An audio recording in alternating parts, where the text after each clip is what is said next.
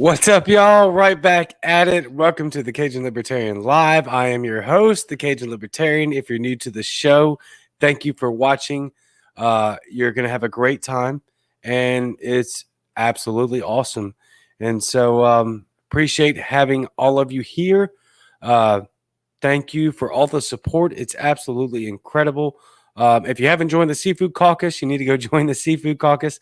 I say it every episode because it's an awesome caucus. It's the caucus. I'm sure my man Jonathan is going to have something to say about that. But first, about that Seafood Caucus, let me put this guy's photo on the screen real quick. Look at that right up there. Isn't that glorious? That's Jack Casey, author of the Royal Green series, promoter, and just an incredible guy. I don't want to stick to the script on what he said or what he wrote, and so I will go off script. I don't know what this looks like to y'all. It's right up there on my end. There's Jack Casey right there, author of the Royal Green series, phenomenal author, fantastic guy. Please go buy his books on Amazon. They're very, very ready for your consumption, not just your buyership, I guess. And so please go get Jack Casey's books. He is awesome. He is with the Muddy Waters Media crew. He is a sponsor there and a friend. Like that guy a lot. So please grab his books and join the Seafood Caucus, obviously. Like I said, Jonathan is going to have a lot to say about some caucuses. I believe we'll see what happens. If you don't know, then Eskimo Libertarian and myself have joined with Muddied Waters Media, and we will be starting our own show this Sunday. And so tune in for that. Obviously, that's going to be incredible. There's a lot of noise about it. We're raising funds to get Eskimo, her husband, her little baby, Matt Wright, and his significant other. And then obviously Spike and Tash are going to be there as well at the Tunica event, where we'll be raising funds for a nonprofit and the Libertarian State Party. So those fundraisers will be in comments and all over the place. And please help us out. And let's see. Let me check my notes real quick. Is there anything else I got to say? PayPal. Clubhouse after party for Jonathan and I will be at noon tomorrow. And so please tune in for that, because these podcasts are very short for obvious reasons. We have like 45 minutes max to try to nail down exactly what we want to say and the message we want to get across. That's not enough time. The reason we keep them short like that is because we want people to click on them, and they're not going to click on them if they're 14 hours long. And so anything that we have to expound upon, we will do so in Clubhouse. And this guy's running for Congress in the state of Alabama, on the coast, by the way, which is not far from me. So with that being said, always, as we say, let's bring him on. Jonathan. Good to be here. Listen. I went back. I always do a lot of research. I went back and I watched as many episodes of the show as possible, and I pulled something out of my cabinet for you that I think might be good for tonight. Oh, it's green. It's green. It doesn't work. Oh man, it exposed that I'm in front of a green screen. I got my Tony's here. No, I got the big bottle. I love it. That is the big bottle. It doesn't matter what the color is. The name is right there on the front. Tony's Nalik. She always watches my show, Eskimo Libertarian. So, again, another win for Cajun Seafood. Thank you, my man. But I do have one question. I know you're a big Tony's guy, but I have one question. I'm going to turn the green screen off for this one. What about the Slap Ya Mama? Do you know about that? I know much about Slap Ya Mama, and I believe that to be a very, very, very close second place. See, I think this is the first place, but I have the red bottle as well. I feel like the red. Oh yeah, the red bottle's where it's at. I like the red bottle better than the yellow bottle. Yeah, the extra spicy. The extra spicy. That's right. And if you're So, from too far north, then extra spicy means too much mayonnaise. right, exactly. Yeah, seafood. It's got to have. Got to have it. Yeah. Anything else, I don't want it. No, it's got to have seasoning. I like it fresh caught right out of the river, right out of the ocean, over an open fire. But I But have then to have my seasonings. got to add your Yes, seasoning. exactly. Some garlic, some melted butter. I mean, my good. Oh, wait. Oh, no. Jimmy, man, what do you mean say no to mayonnaise? We got to have mayonnaise, bro. No mayonnaise. Say no to mayonnaise. That's where you lost me. I'm Yeah. I'm out of here. I'll storm out of here. You don't like mayonnaise on your burger? No mayonnaise ever. No. Oh, No, thank you. man. We were going so good. Jimmy, I should have I, never pulled your comment up. I blame Jimmy as well. It's Jimmy's fault for sure. You're right on the coast in Alabama. Yeah. Well, I'm not in Mobile. That'd be the closest to the coast. But I am in South Alabama. I'm on the border of South Alabama. If you're driving to Panama City or something like that, that would be the closest major city in Florida. So yeah, I'm close enough to the coast. Yeah, you're close enough for sure. I think I might be closer than you. Yeah, no, I'm actually from South Louisiana. I was actually born and raised closer to the coast. I split my time between Baton Rouge and Biloxi, and so. But now you are closer now. I'll give you those creds for sure. I'm in Jackson, Mississippi now. Yeah, we got into it on Clubhouse about how I go and eat the seafood at Shoney's, and you were asking how close I am to the coast, and then I was like, well, where's he at? I kind of looked, Facebook stalked you a little bit, and found out that I'm closer to the coast than you, so my seafood is more fresh than your seafood, presumably. Currently, at the certain rate that we are in specifically now, yes, you are closer to the coast, which would dictate a fresher seafood than mine. But if we're going to argue that point, you are eating that seafood at Shoney's. Just saying. Shoney's. I'm sitting here with the chair of the Libertarian Party Shonies Caucus, the Shonies Bear. This is our chair. Yes, indeed. So when I said that we were going live in 5, I did have somebody put that in the comments, like talk about the Shonies Caucus, and I was like, oh, I'm sure it's going to get brought up. Well, yeah, of course it's going to be brought up. I don't want to just dive into a Shoney's rabbit hole here, but we are having fun. But so the thing that people don't realize about the Shoney's Caucus, they view it as like a joke where it's just like we're fighting with the Waffle House Caucus and it's another food caucus or whatever. But when it was started, the mission of the Shoney's Caucus was to create something that would be a fun caucus that people would want to get involved in. But to be involved in it, you need to be doing stuff in your community. That big outreach event that happened up in Tennessee, where Spike came in, and there's a great picture of Dave Jones with a Shoney's bear behind him, and Spike's like trying to choke him out. That whole event started in the Shoney's Caucus group, where we decided that it would be a great idea, since Shoney's has they're famous for their breakfast buffet. What if we put together our own breakfast buffet and fed the homeless and the people that can't afford to eat? So it started as a joke, but when we started the joke, we had the expressed desire to use that joke for community outreach and voluntary efforts. And that's what libertarianism is all about. You can't just say, oh, well, the government shouldn't do these things if you don't have a plan to put in place to help people that need to be helped. That's right.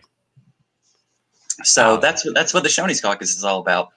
So when people hate on the Shoney's Caucus, they're really hating on the most Libertarian Caucus because Whoa, I was I was with you there until that point. So okay, well, I will challenge anyone at the Waffle House Caucus. Use the caucus to help people, and then we'll talk. That's my challenge. So, in regards to that, now I know, I have to obviously plug the Seafood Caucus. Sure. What are you guys doing? For valid reasons, we are going to be removing government regulations from the seafood industry. There's a big, there's a huge issue in Alaska with Eskimo Libertarian in her state with bycatch from trolling. And so that's something that we want to weed out. We don't want a bunch of dead animals due to the fact that you're trying to mass catch. That's not very libertarian. That's not humanitarian. No. That's not being a good human being. So we want to keep as many animals as alive as we can. And a big reason that that's happening up there is because of federal regulation and governmental regulation. Another big issue that we want to address as the Seafood Caucus is, I did not coin this phrase, okay? So I'm not taking credit for it, but I love it. It's called Carpageddon. And there's a huge carp issue in our country, in our byways and our rivers and downstreams and things of that nature, where carp is actually an invasive species that eats up the ecosystem that they're in with no natural predator. And while there are good predators for them, their breeding process is unbelievable. And so, like you with the Shonies Caucus, which I didn't know, but I'll give you creds for since you put it out there, we are actually going to use the Seafood Caucus for positive purposes. But it did start out as fun. We will keep it as fun. But there's nothing wrong with having fun and enacting positive change in the world. You can't get people just to jump in on your cause if there's not like a hook to it. And the hook's either going to be doom and gloom or it's going to be fun. Yeah. So why not use the fun to fix some of the doom and gloom? That's what I'm talking about. You're preaching my language. I mean, I love that so much. I'm a wholehearted believer in taking messaging and appropriately packaging it so that it's not just informative, but entertaining, and it draws people to the movement. I think that's what's most important. And we need to utilize these fun times and these fun groups to actually affect change. And that's something that you're doing down there in South Alabama. And so I'm curious, what was it that made you change, run for Congress is, what I'm really getting at. What was it about South Alabama and District 2 that made you want to say, you know what, I'm tired of waiting on somebody else. I'm going to do this myself. So I guess we'll bring the mood down a little bit then. What got me involved? So I've run for office once before. I ran for State House whenever I was living in Georgia, right across the line. Where we're currently located is the southern corners of Georgia. They meet with Alabama and Florida. So it's called the Wiregrass area. And so I was right over the border in Georgia, and then I'd moved over to Alabama. And I'd ran before. I enjoyed it. There were some really, really rewarding things that happened whenever I was running before, but I didn't know if I'd ever do it again. But then a year ago, actually this week, that was when George Floyd was murdered. And there were a lot of my friends that were rightfully upset. I was very upset, and, gave me an opportunity to have some conversations about, the Libertarian Party and the libertarian solutions to those things. I was still involved, but I wasn't planning on running. And, people were, soon after that, that's when Justin Amash and it was about 14 other Congress people got together and were trying to put out the end qualified immunity bill that didn't go anywhere. And there were a lot of people that were still following what was going on in the wake of George Floyd that were very upset about that. And, the people in Congress aren't worth anything, all that stuff. And I was like, okay, well then run for office. And I kept saying that to people, run for office, run for office, run for office, run for office. Nobody wanted to do it. And finally, I was fed up one day and I just posted, okay, somebody, half of my friends list every single day is posting about what's going on in the world and what the problems are. You need to run for office. That's the only way to affect change. That the changes that you are specifically talking about, run for office, and that's the only way to affect those changes. If you want the qualified immunity to end, you need people in office that are going to end it. And right now, it's very apparent that we don't have those people. If we've got 14 people, that's not enough. It's not enough to pass it. So run for office. Nobody wanted to run for office. So I reflected on it for a while and reluctantly jumped in. There were a few other reasons that weren't necessarily things that I wanted to do from an elected office that pushed me towards running, but that was what got the ball rolling. The qualified immunity subject. Yeah, qualified immunity, absolutely. Nice. But it's my opinion that it is not just your duty to vote; it is your duty to run for office. And if you want to complain about stuff, complaining only goes so far. You got to get in there and get your hands dirty every now and then. Yeah, yeah, for sure. You know, now let me say this though. Everybody has their roles, right? Sure. So I don't want everybody to think that Jonathan's telling everyone to run for office. That's not what he means. I am. I want everyone to run. But you don't have to run for Congress. You can run for dog catcher. You know, you love animals, run for dog catcher. You know, you have a thing for watching those autopsy shows on television or whatever. Run for coroner. You know, everybody can get involved in something. There's plenty of positions out there, and we as libertarians are always we brag about the 540 or whatever elected libertarians we have. We could have a lot more if everybody would just run. Yeah, we could have a lot more. And so but I do think that one of the what are you looking at the comments? Oh yeah. Yeah, they're rolling in.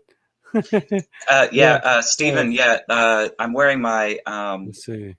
Gerard Way cosplay right now, so I can look like My Chemical Romance, the emo libertarian. There we go. I am not seeing that comment. Yeah. Steven says run as the emo libertarian. So I guess I saw that. That was way back there. Oh, well, it's just showing up for me. Yeah. No, that's great. The emo libertarian. There we go. Look, Steven, I'll give you the creds, but there it is. Oh, there we go. Liberty Shamrocker says I didn't even see that one. It just popped up. Yeah, no, to let y'all know, I complimented Jonathan on his outfit. I'm always in basketball shorts, a t-shirt, and a hat. And so that's just who I am. But I envy Jonathan for coming on here and looking very debonair, very classy. I always have to look classy because I have long hair. That's I have long hair and a mustache. So I have to kind of spruce it up a little bit if I'm going to run for office, you know? Yeah. When's your, it's 2022, right? 2022. That's right. Yeah. I will not be getting a haircut. I mean, I'll get a trim, but I will not be like making myself professional. Have people asked you to do that? Oh, of course. Really? Yeah, absolutely. Okay. All right. That's not something I would ever ask you to do. Oh, yeah. I'm self-projecting here. Sorry. I care about policy and what you're running on.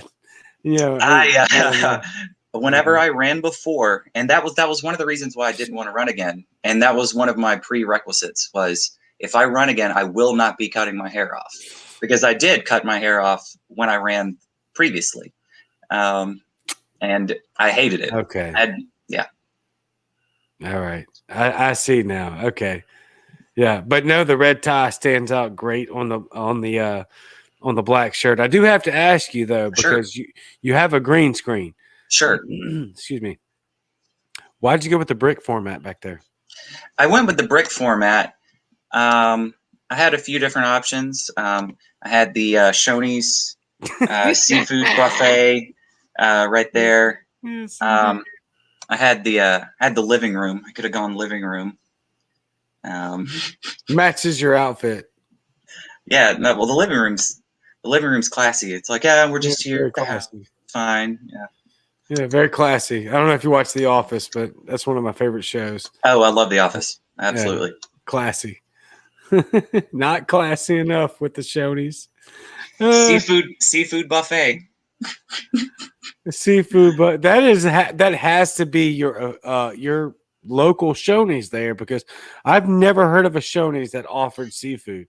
So, yeah, they do it on just Friday and Saturday nights, and they pretty much get rid of like all the vegetables. Like you go in and it is nothing but seafood. They maybe have some like grits and maybe like maybe some green beans and if you count hush puppies as a vegetable, but then the rest is all seafood. They just load it up. I'll take it. Hush puppies as a vegetable is a win for me because I love them dudes. Yeah, oh man. I like the jalapeno hush puppies specifically.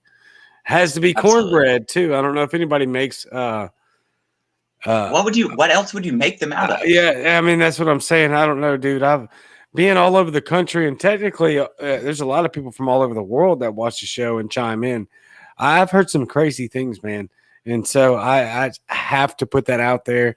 Hush puppies have to be made by cornbread, and so very important. You'd be surprised. Look, let me give you an example.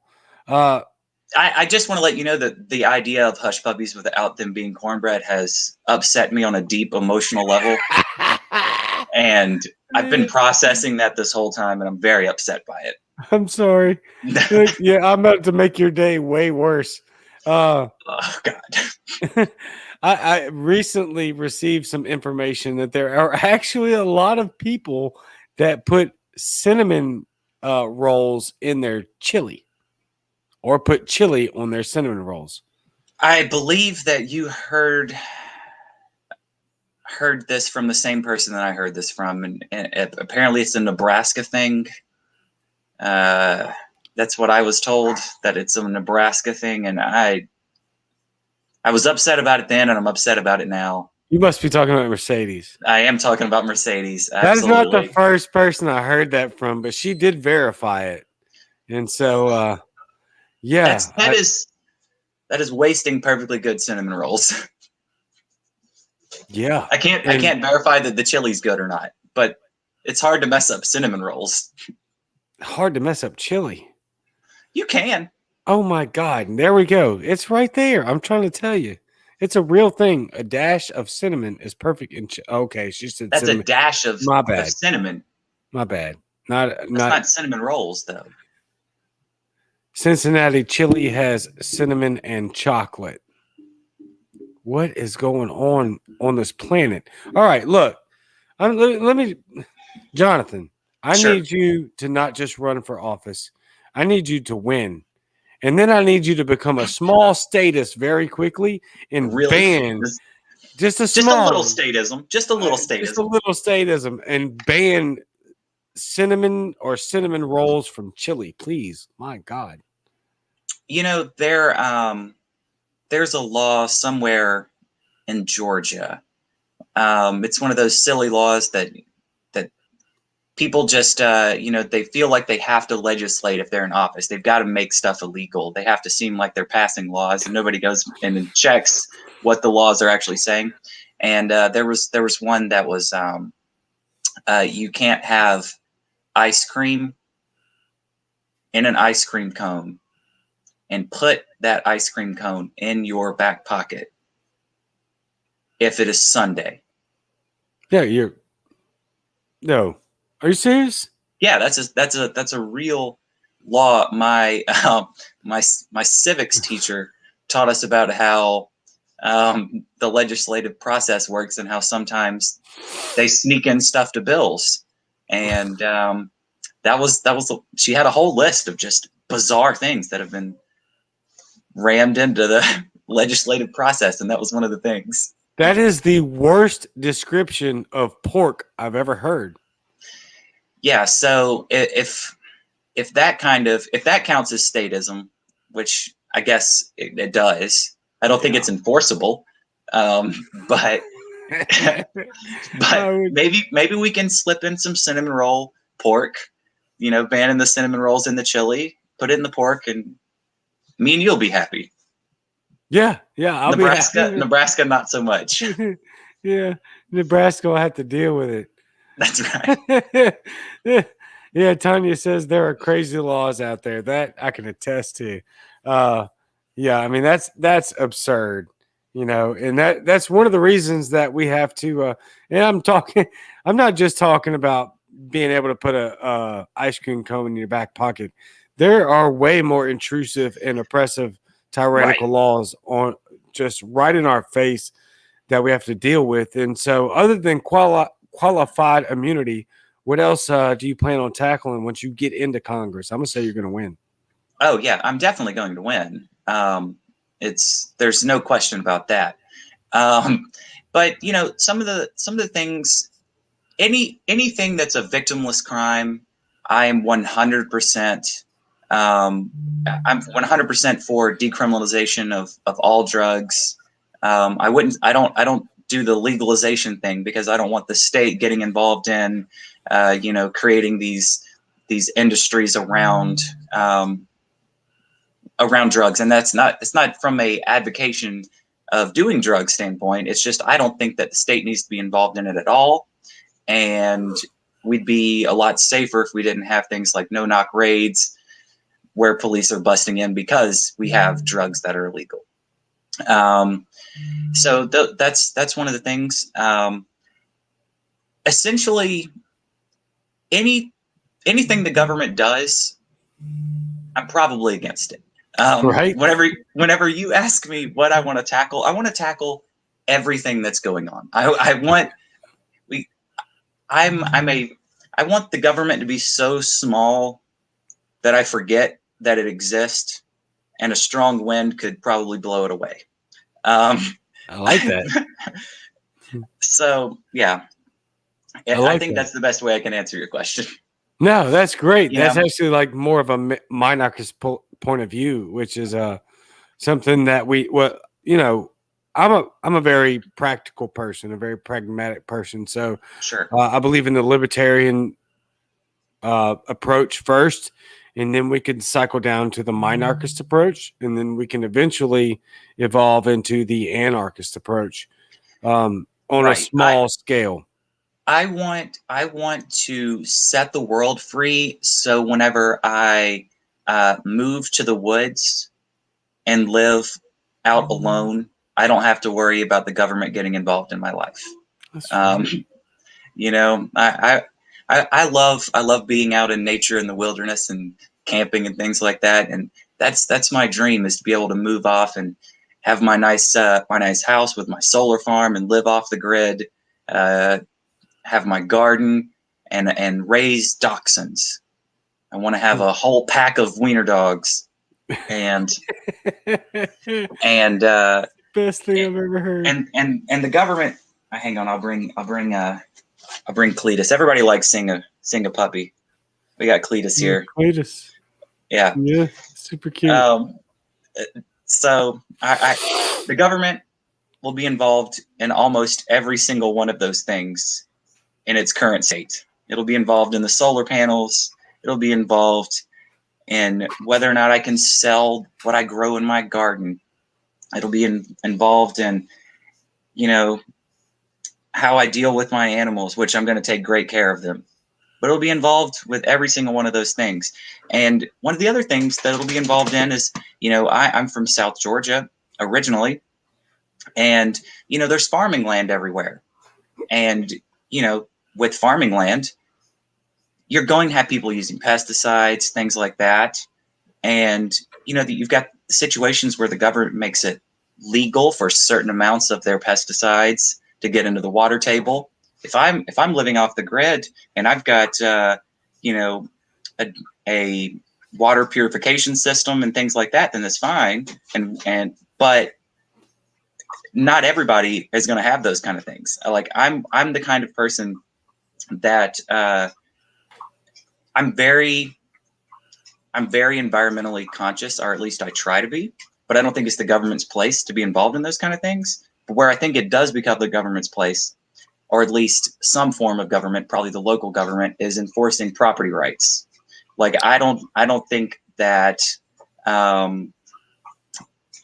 like I've talked about this all the time with my friends down here, is specifically like crop dusters.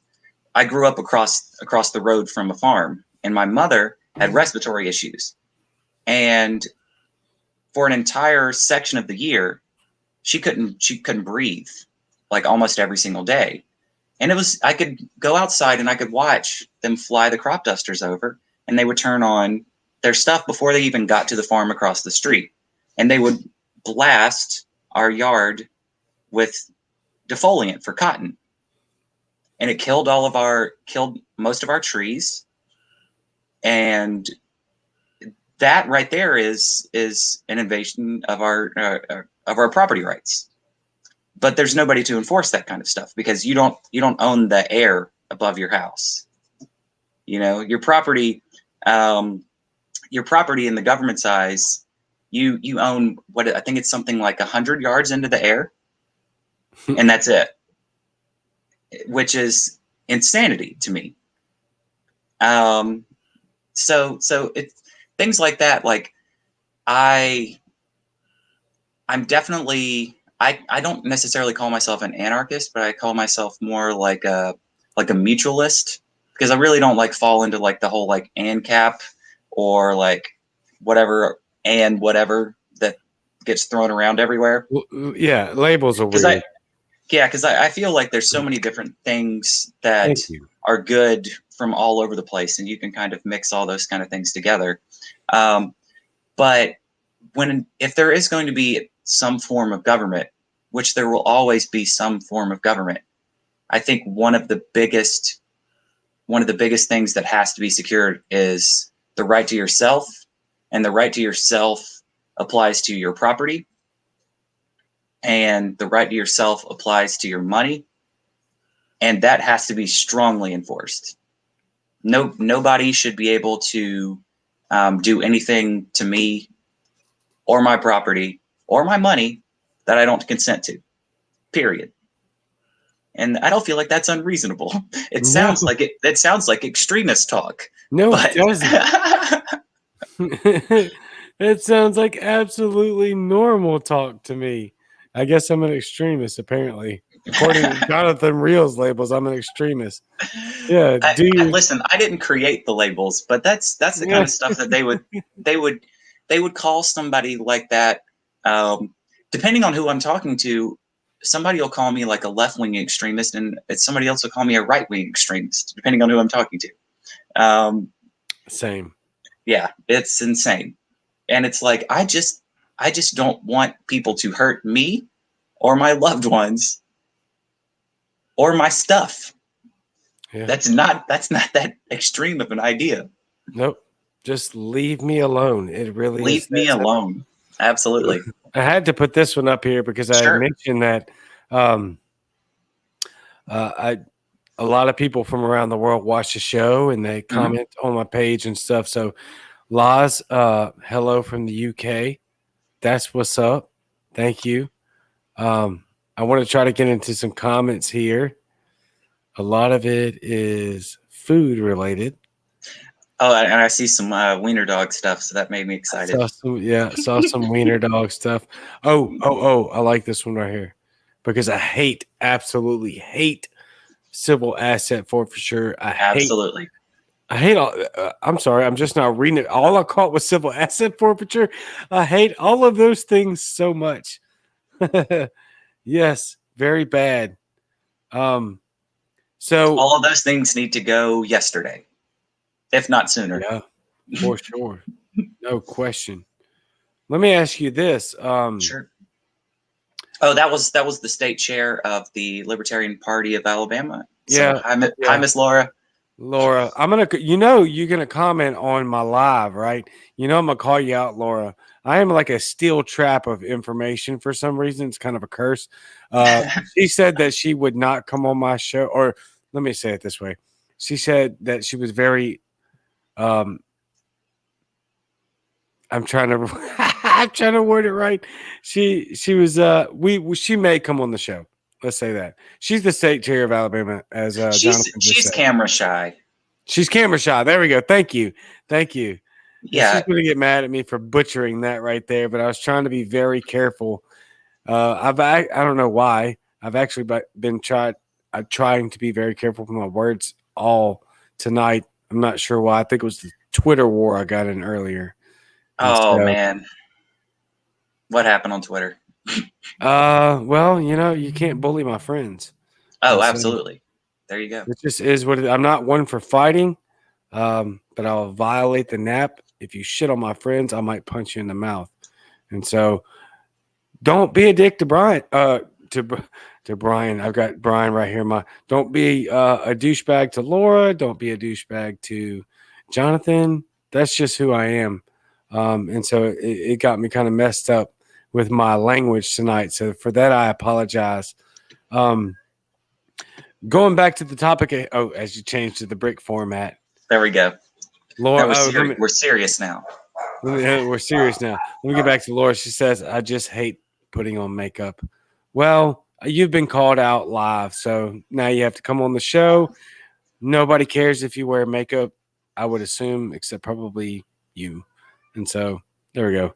Yeah, you ain't right. You ain't wrong, Steven. Twitter is a dumpster fire, but you crap on my friends, so I'm gonna come after you. And then that we're family. I'm a boy from Shreveport, but you're in South Alabama. This is what I want to get to before we got distracted Sure. with comments. Sure. Where is District 2 of Alabama? So District 2 of Alabama, like I was saying before, is it's right in the southeast corner of Alabama, where Georgia, Florida, and Alabama meet, and that kind of expands out a little bit, and then it kind of does. I've made jokes about how it kind of. Have you seen the little jokes where they talk about how districts sometimes look like a Pokemon? Have you seen those memes? So I did one for ours, and I made it Bulbasaur because it's like a little block down here, and then all of a sudden it's got something that comes up, like this little thin part, and then it goes whoop and circles in some more up that's not even anywhere close. They could have made this nice clean district, but that's not how they do that. Whenever they're drawing their districts, so there it is, right there. Yeah, but they get to draw the districts for their elections to keep them in office, to do work for their friends who give them money to run for office and keep the districts how they want them. That's the system that we're in. And the crazy thing about Alabama is that about 85% of the races in Alabama only have one person running. They're completely unopposed. Wow. It's insane. Well, but you say, well, then it'd be really easy for libertarians to get in office then, right? Well, in a fair election system, that would be the case. But whenever you have situations where like you have to get 65,000 signatures to run candidates, it becomes slightly more difficult. Alabama's got some of the worst ballot access laws in the country. Tennessee's pretty bad too, but at least they have the ability to run as an independent for a fairly low threshold. Alabama, even running as an independent and not running third party, is still a sizable amount of signatures that you're going to have to get. So we've got our work cut out for us. So far, going back to why I ran for office to begin with, one of the other reasons was that in Alabama, to run for state house, state senate, governor, any of the statewide races, anything that is state of Alabama, not U.S. Congress or U.S. Senate, to run for any of those offices, you have to wait until 1 year before the election to be allowed to fundraise or spend money for your campaign. And then when the state house goes into session, you have to suspend your campaign during that time. So it creates this weird window where you can only run for a certain amount of time. And if you are coming in as an outsider, you're already at a monetary disadvantage. You're always going to be at a monetary disadvantage if you're not running as a Republican. So you're at a disadvantage, and then they added more disadvantages. They make you take a break. They do all this stuff. And so I decided that I would use running for office as a way to start exposing people in the area to some of the ideas. And then when we have our state house candidates, our local candidates come to them and they say, I'm a libertarian. They've heard the name before, or they've heard the term before. And if I can start chipping away at some of the base for the other two, the two statist parties now, while no one else can really effectively campaign. I mean, you can announce that you're running, but running without spending or taking in any money, it's very difficult, and they definitely show you that you have to buy your way into office. They have proven that.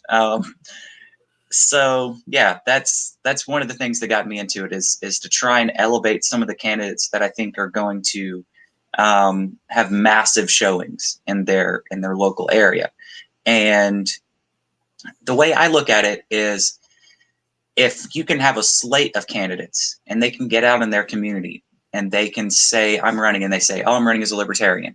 And you get that message, that name, that branding out to those people, and you have a consistent message for as many different races as possible.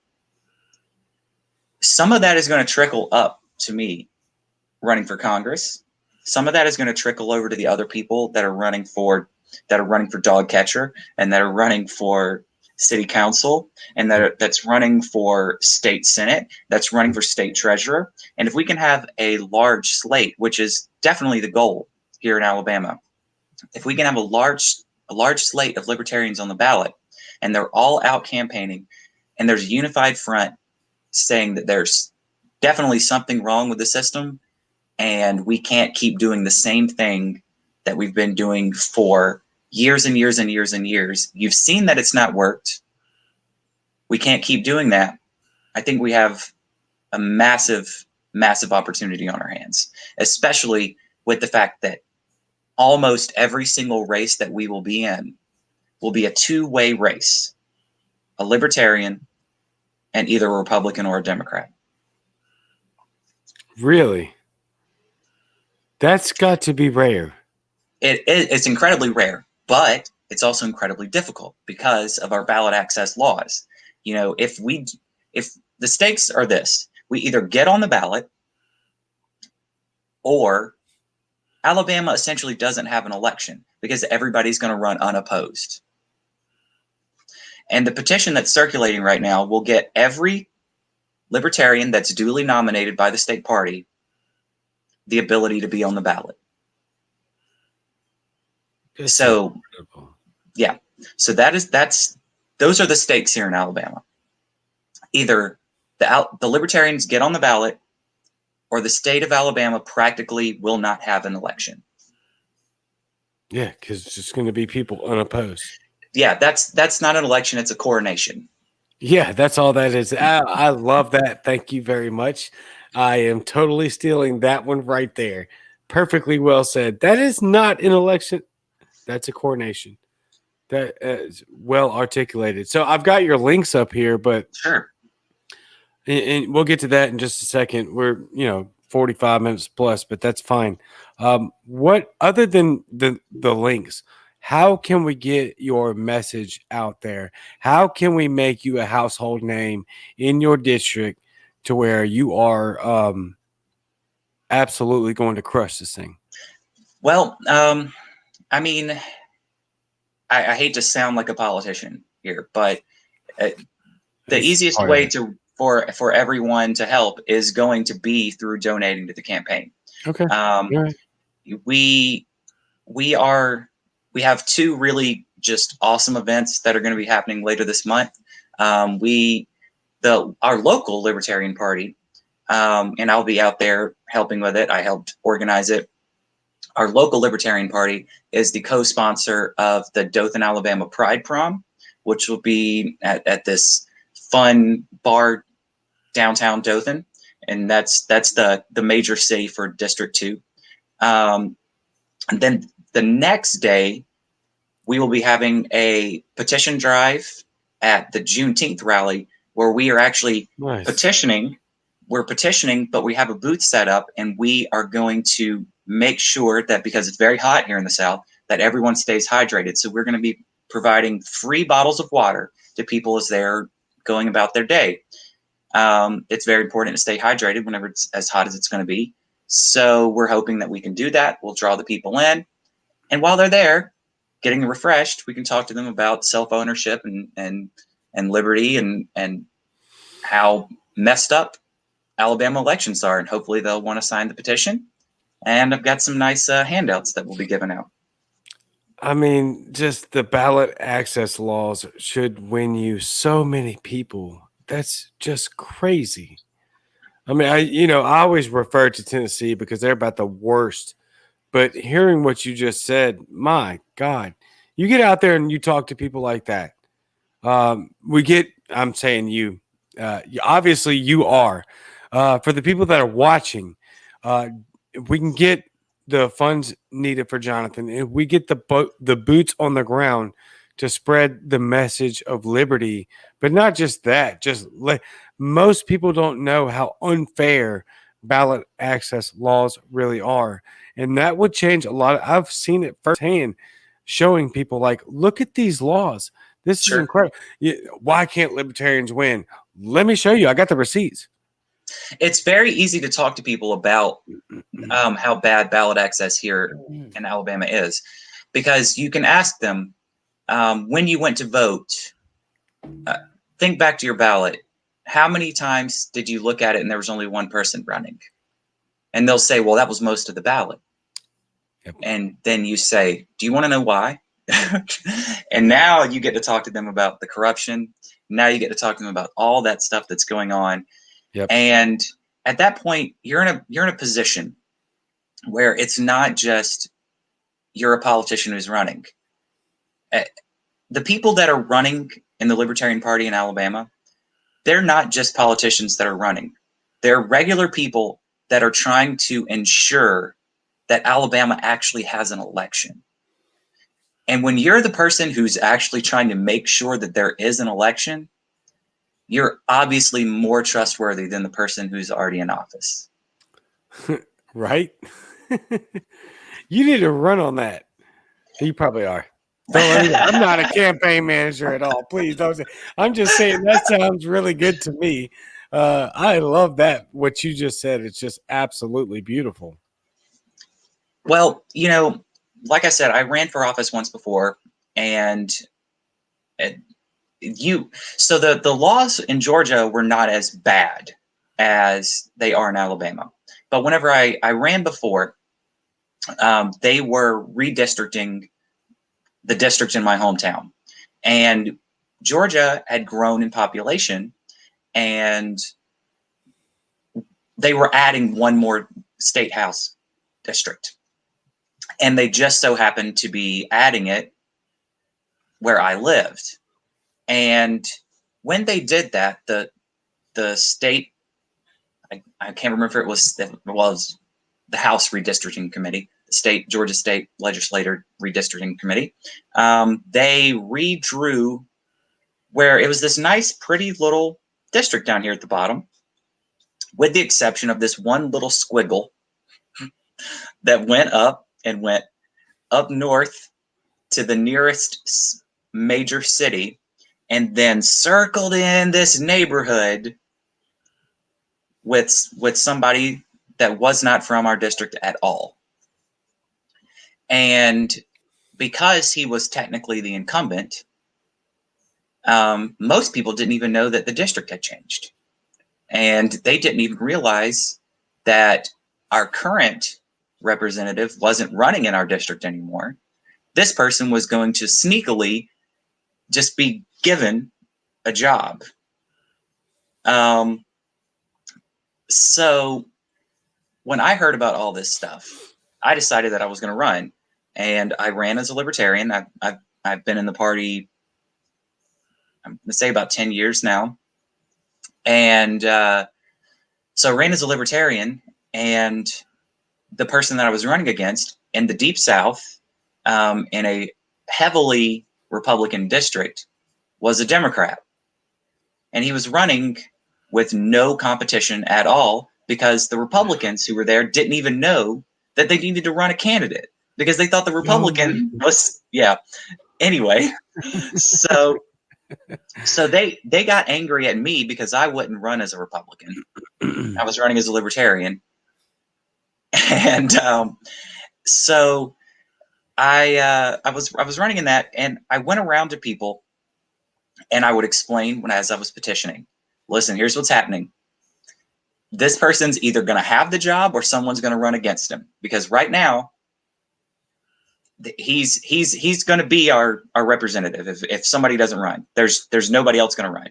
So I'm just trying to ensure that there will be an election, because this is what has happened with the state redistricting. And I went around and I would knock on people's doors and I would tell them that, and they were always very receptive to me even running as a third party candidate. But then what I realized after a very short amount of time campaigning is I realized that when you actually went and campaigned and knocked on doors and talked to people, that you were probably the first person running for office that's ever talked to them. And they appreciate that.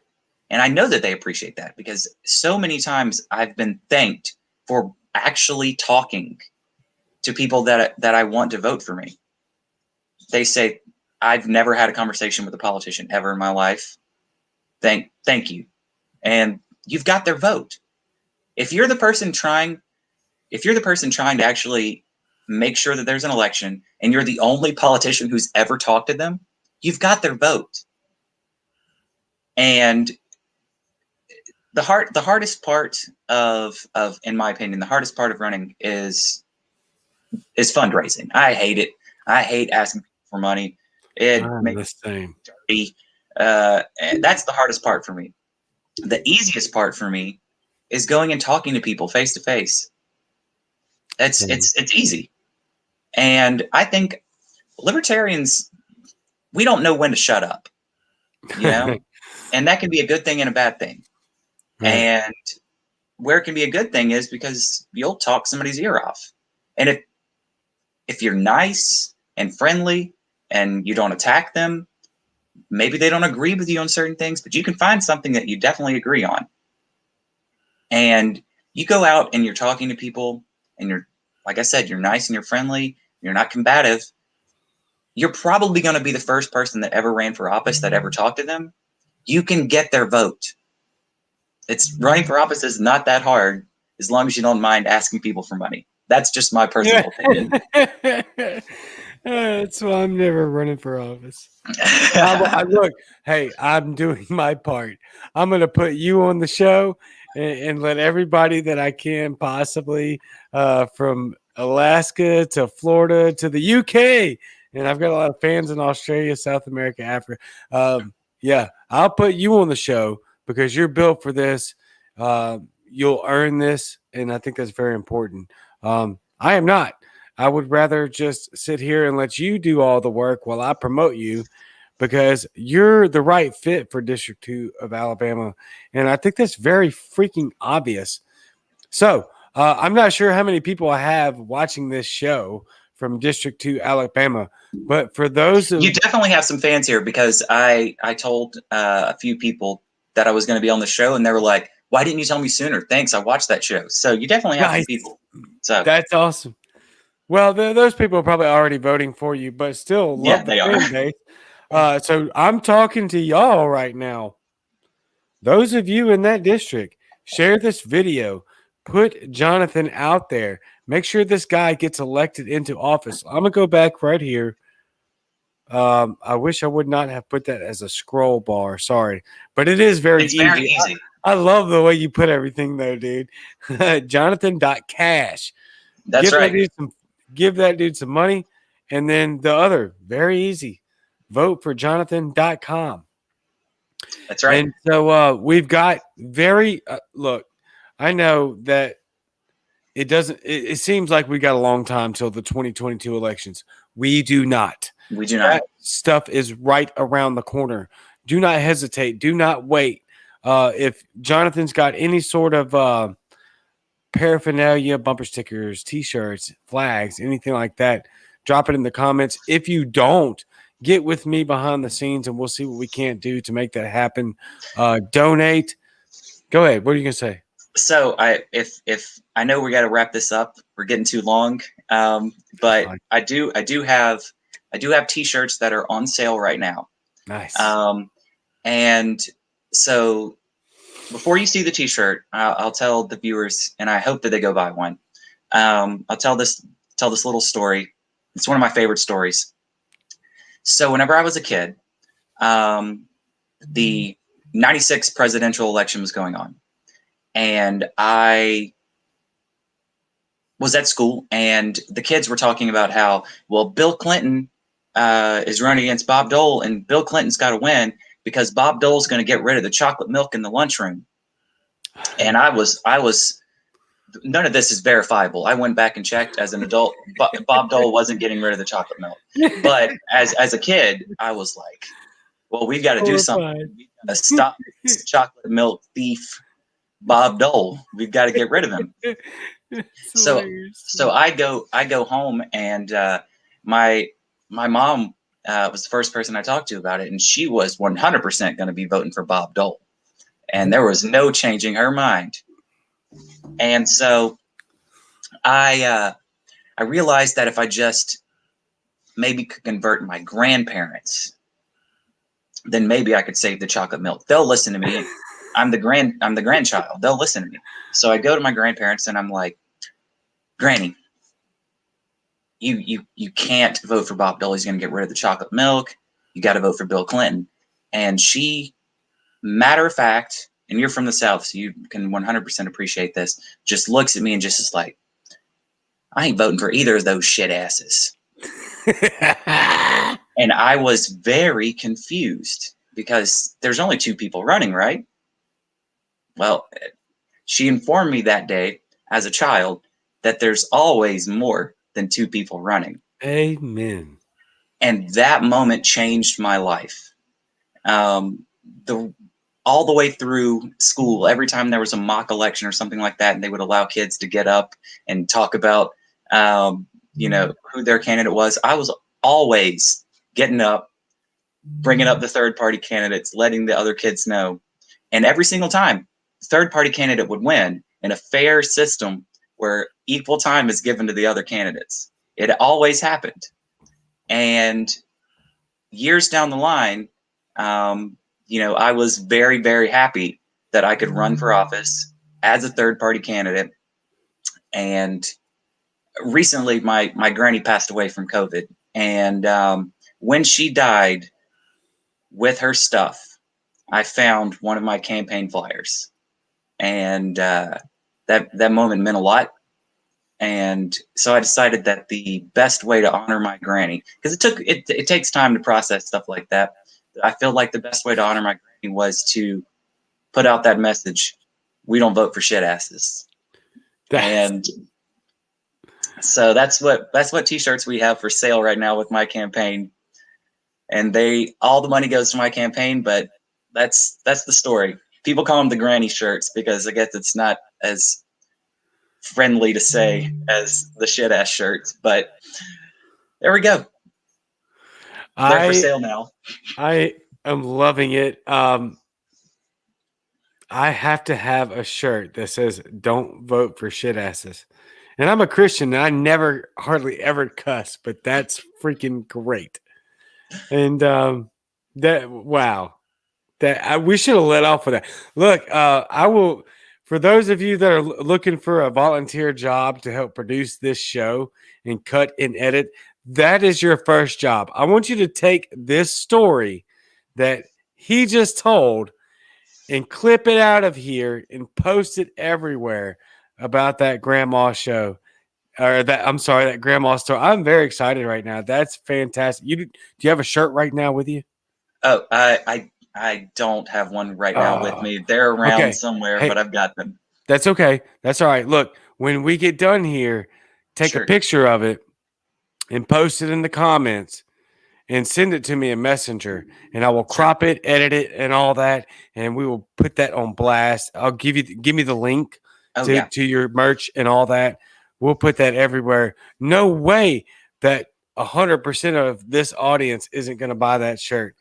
Guaranteed. Yeah, we've already had to do. This is our second run of the shirt. We did a run, and then as soon as we were done, people were like, "But I was going to buy one. I didn't get to get one." So this is our second run of them. So I'm excited about getting. I feel like that's an important message. I know it's a little bit off color, but I think the message stands true. You know, the people. Awesome.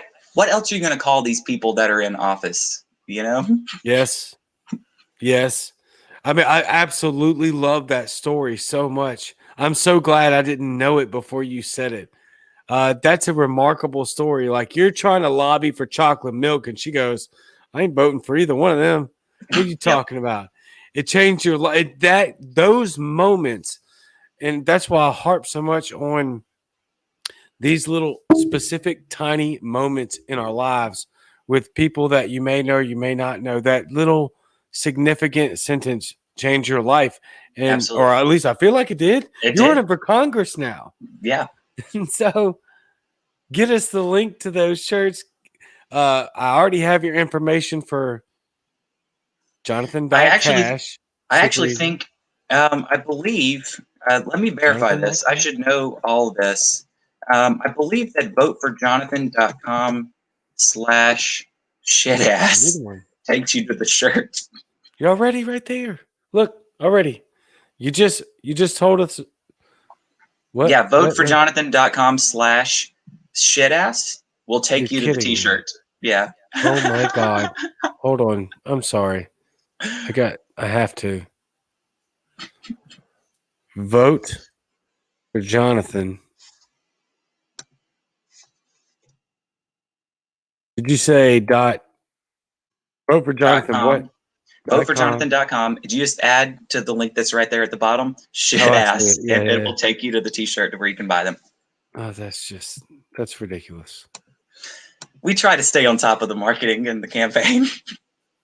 Who would not want to buy that shirt? I understand if you're a Christian like myself and you're not going to advertise that, but given the story, yeah, buy that shirt. And most libertarians aren't Christian, so. Well, I don't think this is just my personal belief. I don't think that that bad words are the problem. It's bad actions. Oh yeah, there is no doubt. And I grew up in church, and you know, I have my own beliefs. I'm not going to say that I specifically land exactly with any type of church or whatever, but I've got my own beliefs, and that's one of them. It's all good. I'm just telling people that support this because that's a phenomenal story. And every who would, I'm sorry, but oh Laura. Nobody said you can't cuss. Laura loves this story. And Nobody Laura, said. I told that story because I know that you and a lot of people in the Libertarian Party of Alabama love that story. But just know, there are some people in our state party that do not like that story because it says the no words. Okay, well, that's dumb to me. Sorry. Yeah. I will put that out on Front Street. You got to speak to all people, and the no words are just words. I won't show us. Bad actions are the problem. And right now, the people that are in office, in almost every single office, they're doing bad actions. No and question. If we say some bad words describing their bad actions from time to time, and it keeps them from doing bad actions, then I think we're the winners and we came out on top. I don't know. Yeah, there's a ton of people out there that are going to act wholesome, sound wholesome, but they are far from it. I would rather people be upfront and transparent, as I try to be as much as possible, and as clearly you are trying to be as much as possible, because that's the message that reaches people. They want to see honesty. They want to see the stories about grandma changing your life with one sentence. They want to hear that stuff. And so we'll do everything that we can to get you. I can't help it. I got to throw it up there again. There it is. Jonathan.cash. Vote for Jonathan. Buy that shirt right there. You know you want it. Oh my God. You know you want it. They're a cool shirt, and they're very well made. They're not a cheap shirt. Like, they're full professional screen printed, not like print on demand. They're the t-shirts that'll last forever. Like, the shirt will fall apart before the design will fall off of it. Like, you're gonna be wearing that shirt. You'll be wearing that shirt for 10 years if you don't lose it in a tragic boating accident. That could very well happen. That's already happened to me, and I haven't even ordered the shirt yet. But I've already lost it in a boating accident. So those boating accidents are rough. They are rough, man. They seem to be going around our community for some reason. Like, stop buying bad boats, libertarians. Is there anything else you'd like to add, or any other way we can help you get into Congress and immediately? No, I really don't think so. Right now, we're really just focusing on getting donations rolling in. We want to be at as many different events in the community. And most of the time, when there's a community event, they're going to charge you 100, 150, 200 bucks just to set up there. And we want to be at everything. If we're not getting in donations, it starts to add up for myself, my campaign staff, the people that have volunteered to help me. They account for so much of the donations to my campaign. They're always throwing their own money in, and I'm always like, "Why are you doing that? Don't do that. You don't." Well, we believe in what you're doing, so right. That's humbling, but it definitely adds some pressure to win whenever the people that are trying to help you are spending their own money. But yeah, that's really the way. We want to be out and talking to people as much as possible. Videos and posts on Facebook, they're all great, and they all have their own little purpose. You know, that will reach someone, presumably, that's, you know, out of my reach, where I'm not like exactly in their city or something like that. You know, I'm not, and they'll see my face on the internet or something like that, and then maybe they'll get involved. And then at that point, I'm like, oh, well, they want to be involved. Maybe I'll go do some stuff over there in a little small town that I didn't even know existed. You know, in Alabama, you've always got these little small hole in the wall. What would you call? What's smaller than a small town? They're not even like just hole in the wall. Yeah, hole in the wall. Yeah, you got these little just like 4 population towns that'll just be right there. Well, I want to go talk to those people. but all that takes money as well. You know, finding those places, driving those places. Yeah. That's the problem that I have with running for office, is asking for money. But since I'm running, I'm going to do it. So please give me money. That's right. Jonathan.cash. It's very, very easy and simple to do. Jonathan.cash. Well, thank you, my friend, for coming on. We'll get all them links up there and advertise so that we can get you going, get as much as possible. Thank you very much for coming on, my friend. Thank you for having me. And to all you libertarians out there, be nice to people. Be nice to people. Thank you. That's always a great message. I say it all the time.